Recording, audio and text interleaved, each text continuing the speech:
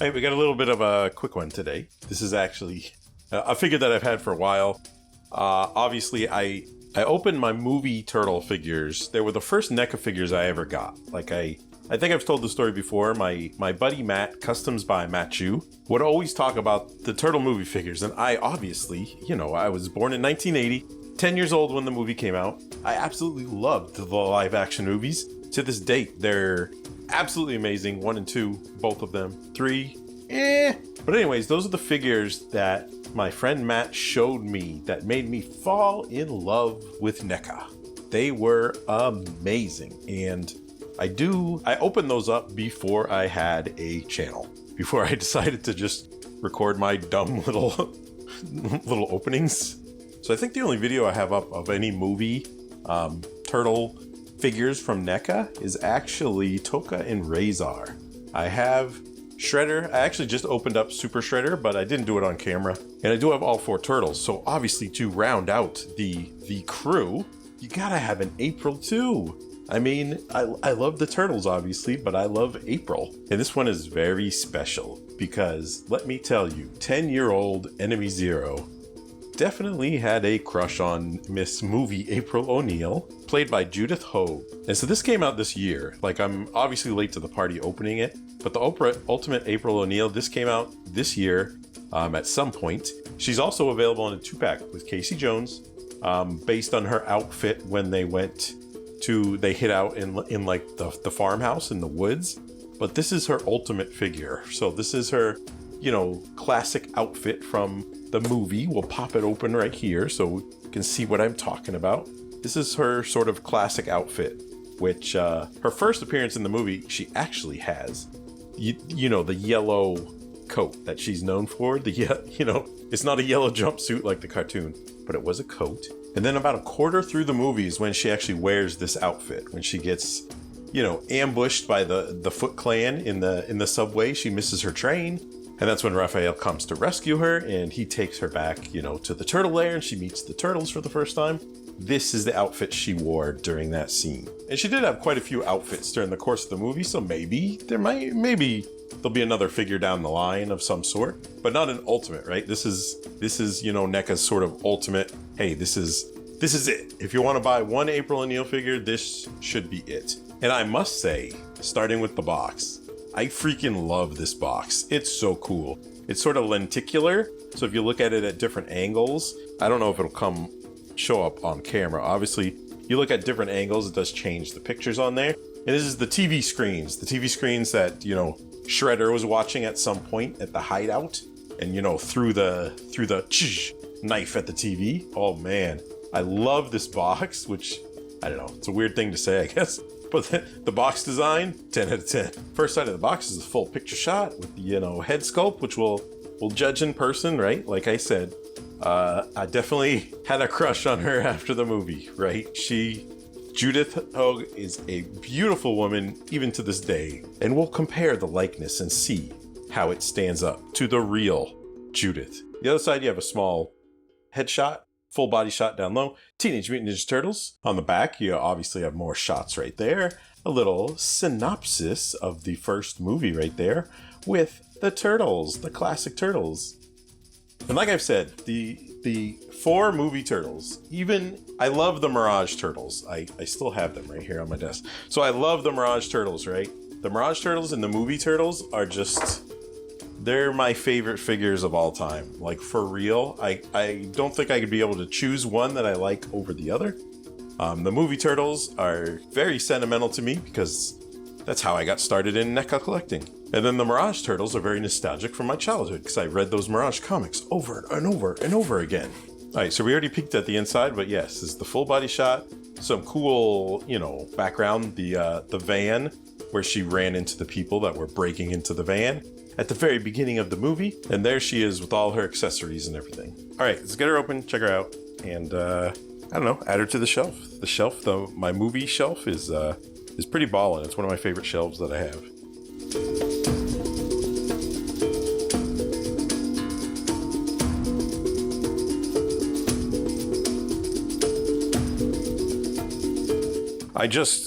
I just remembered something. I realized that I have opened this before. She was actually in a picture of another unboxing figure I did. I don't remember which one. Maybe it was Pinhead for the Hellraiser video. Anyways, I used her as a prop for another video. So I technically have opened her before. So don't shoot me, okay? This is my first time looking at her in depth.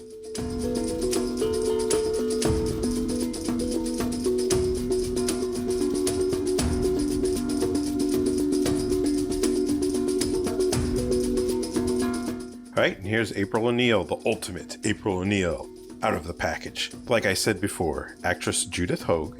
And remember, she was only April O'Neil in the first movie. They actually changed actresses in starting in Secret of the Ooze, the second movie.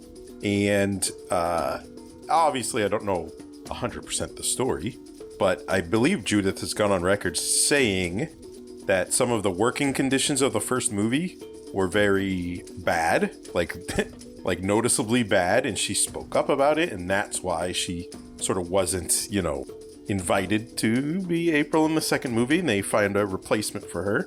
So if that's true, then Judith is a hero, okay? In real life too. But let's talk about the figure. Let's talk about the likeness. It's always going to start with the likeness on these movie figures, right? Because the costume looks great. Like, it looks very close to the movie. There's a couple things that aren't exactly like the movie. Let's start with the face sculpt, right? Like, again, with a lot of the movie figures, I do think this looks reasonably like her. It doesn't look exactly like her, no. I'm going to put a picture here of, Judith, April O'Neil, and you can compare the two yourself. It looks pretty close. It's not exactly the same. Judith does have freckles on her forehead too, which you can visibly see in the movie, right? And the paint job on the face right here is very airbrushy. It's very smooth. And I mean, I understand that. It looks good, but it doesn't look as realistic as the actress in the movie by any means. I must say I do like the hair though. The hair, I thought it'd probably be very difficult to capture because her hair in the movie is very wild. It's very intricate. It's very, it's got so many different textures and stuff like that. And they did a very good job with the sculpt work here and the dark wash on it to sort of match the color a little bit. Maybe it could be a little more red than brown, I guess. But again, I'll look at the pictures here and I think it's very reasonable. Very reasonably, this is a very good sculpt based on her hair in the movie. So they definitely got the eye color right. And like I said, the paint job is a little airbrushy, for me. I'd like it to be a little more real, more down to earth. But overall, the likeness is pretty good. Not exact by any stretch of the imagination, but it's pretty good. And then going down to the outfit. So there's definitely some details from the movie which are pretty amazing that they captured on here. But the big thing with the shirt is what appears to me by the naked eye looking at the movie. The screen grabs I'm going to use this episode are screen grabs from an HD transfer of the movie that I captured personally. The big thing is the texture on the shirt is incorrect. It's got red with dark blue triangles, but if you actually look at the picture of the movie, it's actually circles. It's not triangles. They're actually red circles. So that's definitely I don't know. That's an interesting thing. It's an interesting change, I guess. Like, obviously they've seen more materials than I've seen when they made this figure. So it's just kind of odd that they didn't match the pattern, exactly. But again, they did some amazing stuff like this brooch on her neck right here. This was the big one. There is a close-up of this in the movie, and they did a super good job sculpting that and painting that and making it look like it's from the movie. Same thing with these pins over here, these buttons, or whatever sort of this is exactly. She had that on her vest during those scenes in the movies too. The different color on the sleeve, because her sleeves are rolled up, that matches the movie too. I'm just saying this pattern is not the pattern on her shirt in the movie. I don't know, maybe for licensing reasons, I don't know, they couldn't do it. I don't know, but the color scheme is the basic same color scheme. So if you do see this from a distance, you're not like super microscope analyzing it like I am. it looks just like she did in the movie. And so this vest is a soft piece right here. So I don't know, maybe you could remove this if you really wanted to, but it falls down there very nicely. It's got some very nice sculpt work in it. It's a very nice cloth creases. The same thing with her, you know, upper arms too. The cloth creases on it and the sculpt work is pretty darn amazing. She's got her watch on her wrist that she obviously wore in the movie. Buttons on the front are all painted, so definitely a super nice detail there. Going down to the skirt. And now this skirt is very textured. It is very soft. However, it's only got a small slit in the back, so the movement on the legs is almost non-existent, which we'll see in a second. However, we're talking about the sculpt work and the coloring right now. I love the sculpt work on this, and I love the coloring even more. It's got that sort of fuzzy paint job to it to make it look like an actual cloth skirt, and it's textured. It is rough textured too. So the skirt is a very, very nice piece here for sure. It's got the creases where they need to be on the back, going down to the cut right there. So it's even got a crease down the side right there. So the detail of the sculpt work is pretty good on this figure for sure. And that leads us to the legs. So the legs, obviously she has pantyhose on. This isn't her natural skin color. And it goes down to her feet right here. Her nice little heels. She's got some high heels there, which makes her look taller. In a man's world, she needs to look as tall as possible. So looking at the sculpt work and everything on the body, the sculpt work I think is great. 90% here. I wish maybe the likeness was a little bit more like April, the actress Judith. But I definitely see the resemblance for sure, and I do think it's pretty close. I love the sculpt work on the hair. I love the cloth sculpt work right here. And now articulation on the movie figures, obviously, like I've said many times before, she's not meant to be superposable, but you know, she does have a good range of motion on her, you know, shoulders right there. There's no butterfly joints or anything or double joints. She does have double elbows, which is kind of a funky double elbow, but it does get a good range of movement right there. Just like that. Down to her wrist. Her wrist obviously goes forward and backwards. You can see the joint right there. Same thing with her other wrist on her other side. Her other arm is just the same. Neck articulation, obviously this is going to be hindered by the hair. Her other head, the hair is the exact same sculpt as this hair, so it's going to be the same problem. So neither one is going to get a lot of up and down movement.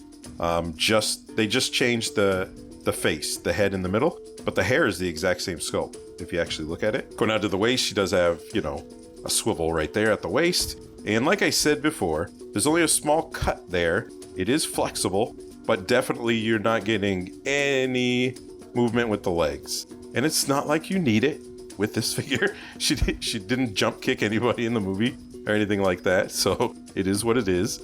She does have double knees just to match her double elbows. So she gets a great range right there. Holy smokes. And then going down to the ankles, there is, you know, a lot of movement backwards. A bit less forward. And then no side to side. No side to side at all.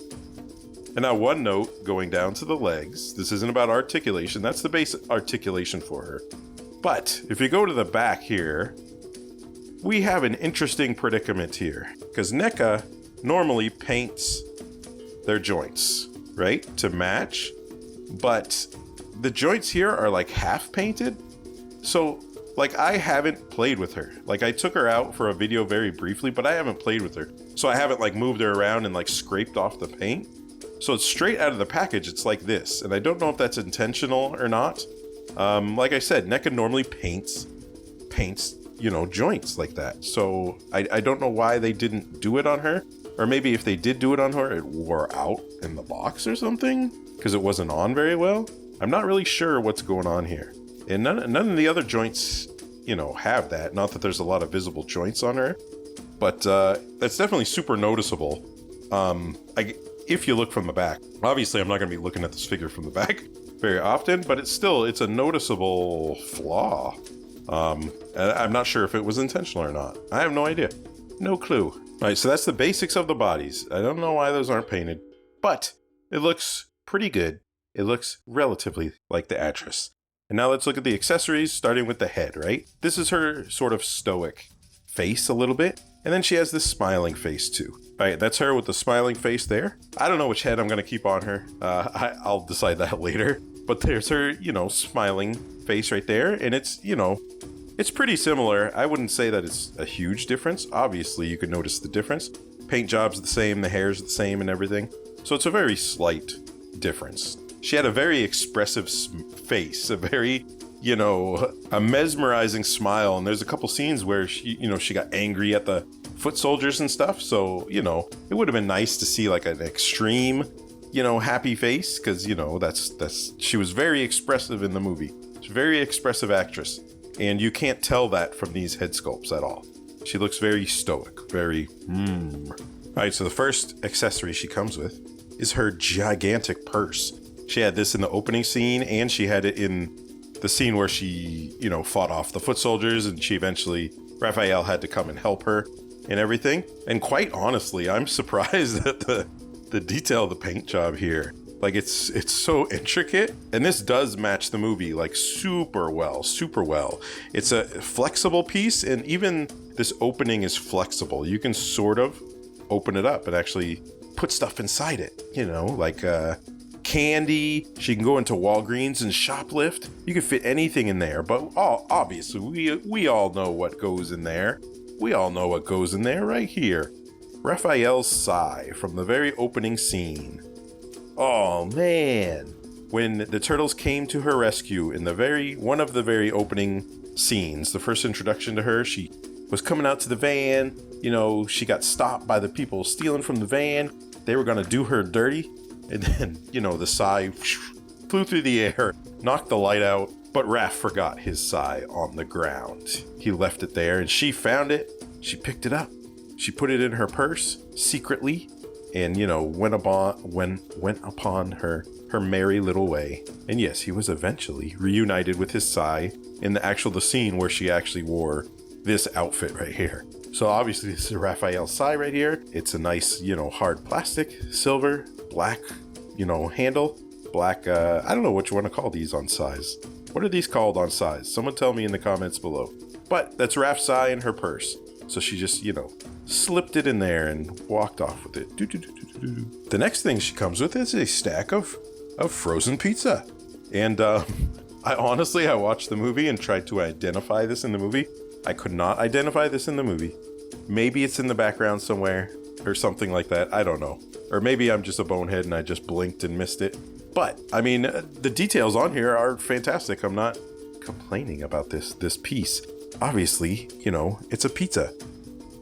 Josh Pizzas right there. It's not Domino's. In the movie, it's Domino's, but, I don't think NECA could license Domino's. So here's a stack of frozen goods for the turtles and her to enjoy. All right, and she does come with a microphone. So her channel, 3 news microphone, and it does have this bendy. It is a wire. There's a wire in there, so you can bend it in whatever, shape you want to bend it in. But the details here are super nice, and obviously she has to have a microphone. Come on, she's a reporter. So, it's got good paint details up top.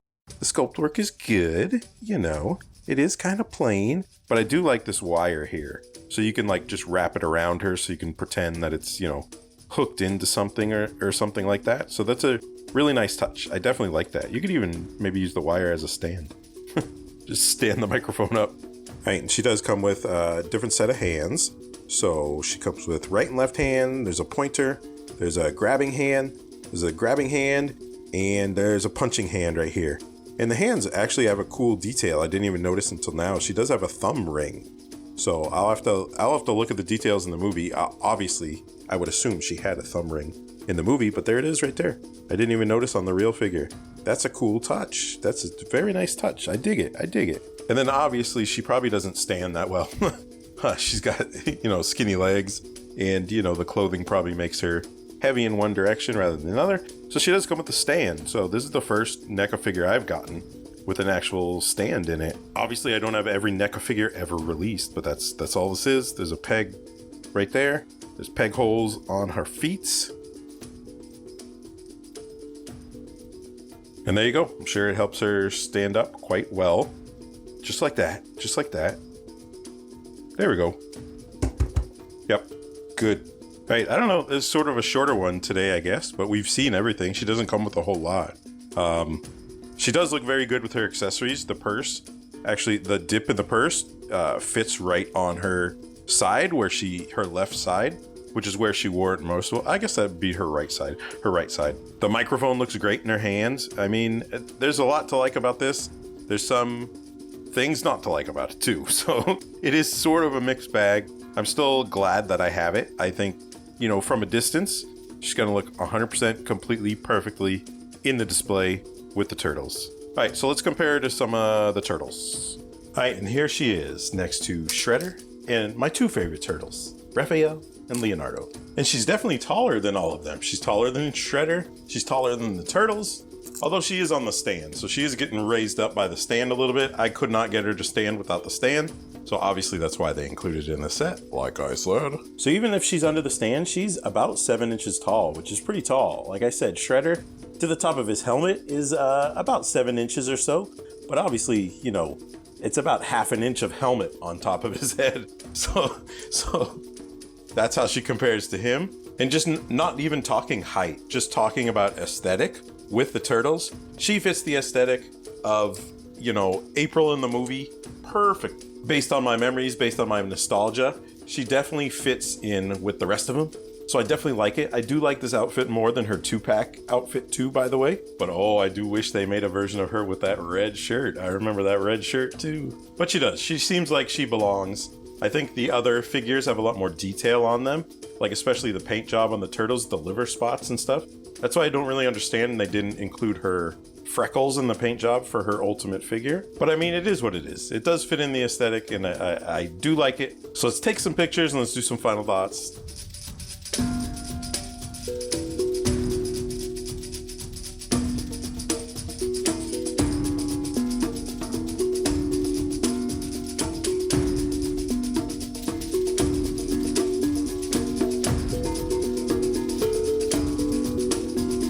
All right, well, that is the Ultimate April O'Neil by NECA. I love the movie turtle line, the 1990 movie turtle line. I absolutely love it.